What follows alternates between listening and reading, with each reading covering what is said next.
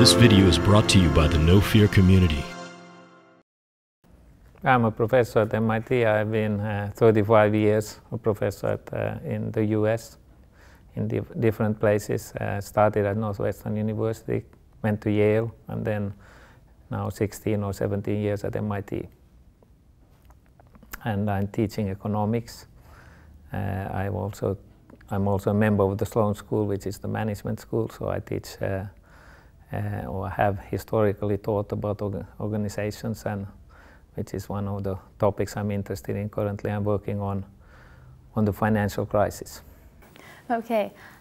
You have extensive experience in both the academic and the business sector. How do you see a difference between current and previous generations in regards to both how they're taught and how they're led? In many ways, one can say that education is a slow changing field. So there's been a lot of talk about distance learning and such, but so far one must have said that, for instance, video education has not broken through. So education is currently still very traditional, which means lecture halls and people listening to lectures, and even I use only Blackboard. I use rarely slides. So on the whole, we are very conservative, but of course the content has changed a lot. And I think we are also going to see soon a change in the methods. Okay. In the book, Becca argues that that people's ambitions and where they want to go with their career is changing from the past. People are no longer just focused on money and success, but perhaps more fulfillment and purpose in their life. Have you seen this contrast, or is it something that has always been around?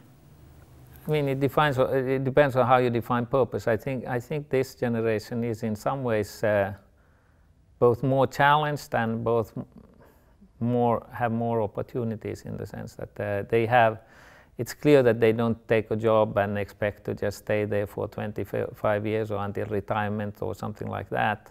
So in that sense, there's a greater uncertainty. With more uncertainty also comes greater opportunity. So in that sense, I think the new generation has changed a lot, and education has in that respect changed. So people go back to school in later stages of their career and reorient in their careers entirely. But I would say uncertainty is fairly dominant in people's lives and young people's lives, and I think there is an issue about finding purpose in life. Okay. The No Fear book discusses a shift in economic power from Western countries to the emerging markets. As an economist, how do you see this affecting both the leadership in the business sector as well as the political sector? Well, let's first discuss the question about the shift shift from the developed world to developing world. It's a massive shift. I mean, I just came from Korea. It's clear Korea is a very dynamic society, a very different phase of development than even Europe or the US. A lot of excitement in Korea. Same is true if you go throughout Asia. I've been into China and Singapore and these places. Everywhere they feel empowered. India also, I should say. So India is in a different phase, in my view, than most of these others, because the poverty in India is still striking compared to these other countries. But yes, hundreds of millions of people entering the workforce and challenging the Western world. So it's going to be a tough adjustment for the Western world, and at the same time a lot of excitement and opportunity in the developing world. So there is a power shift, no doubt about that. It's going to be, I think, the story of this century is going to be the shift away from developing world to developed world into Asia. I think Asia is going to rise and be big. And you asked some question about, and this is the big political challenge. It's going to create tensions. You know, in Europe, you are already seeing it. It's going to happen also in the U.S. probably, maybe to a lesser extent. But there's no doubt that when you put 300 million people into the global labor force, you know, that's going to challenge everybody, especially the middle class. Well, what advice would you give? I know this is a difficult question, but to take this as an opportunity and not as something negative, so that they can utilize this in a positive way. I think the Western world has to engage with Asia, you know, and so people need to go there. If I were a young person, I would certainly travel there to learn about it and to see the dynamics and taking some cues from them, or work with them, or engage with them in various ways. That would be something that I would give as an advice for a younger person. I think you need to. That's the future, you know. So seeing how these people work. One of the interesting things to understand is that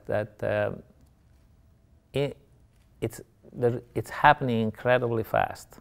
And one of the reasons it's happening incredibly fast is because the Western world has been engaged through multinationals and so on in the knowledge transfer, which has been much faster than what it has been historically. And thanks to the multinationals, you know, they set up factories, they teach the people how to function within those factories, and before you know it, it goes very fast. Before you know it, they suddenly have the know-how to set up their own factories. So this transition of knowledge has been very fast into China, into Korea, and other parts of the world. And the other thing to understand is that they were not poor because they were somehow less talented. Or, you know, that's one of the things about the developing world, is that if you take China, you know, there are thousands of Bill Gates and thousands of Steve Jobs. It's just a matter of finding them. So if you give them the opportunity to educate themselves and grow, there's going to come a lot of brilliance out of that.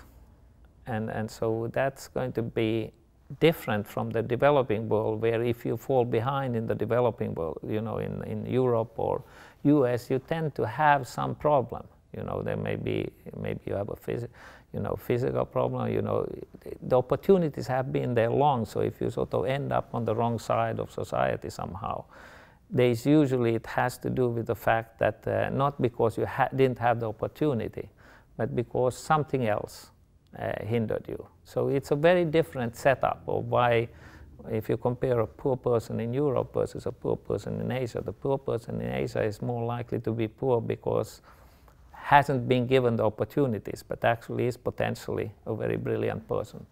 How would you recommend the leaders to prepare themselves for engaging in having such an internationally diverse team?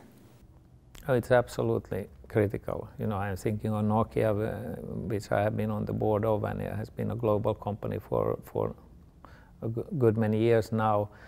You know, it has been very educating to realize that you know, a lot of the great ideas are actually coming from the developing world. So, for instance, Africa today is really the leading country, or the leading part of the world in mobile phone banking.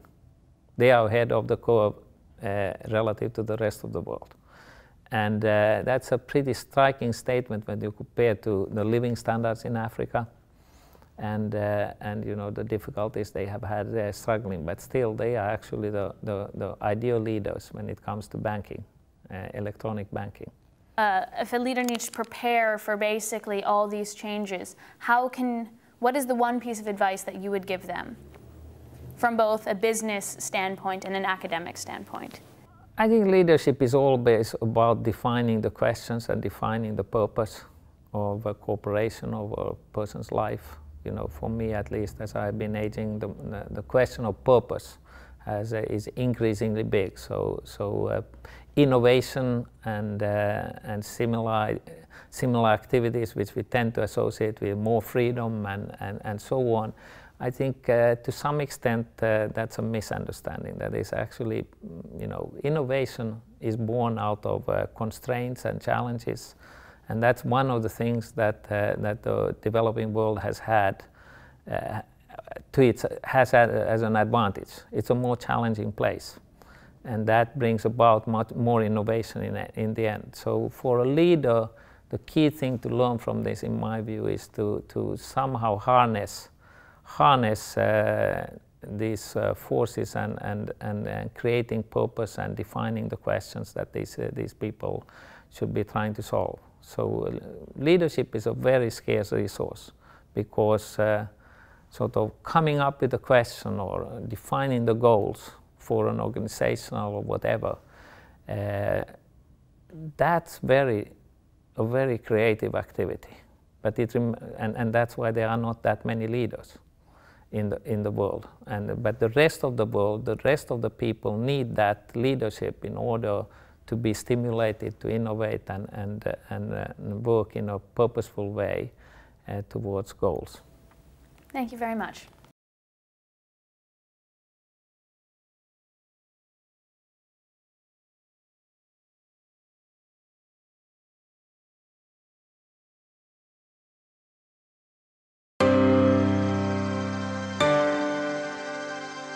This video is brought to you by the No Fear community.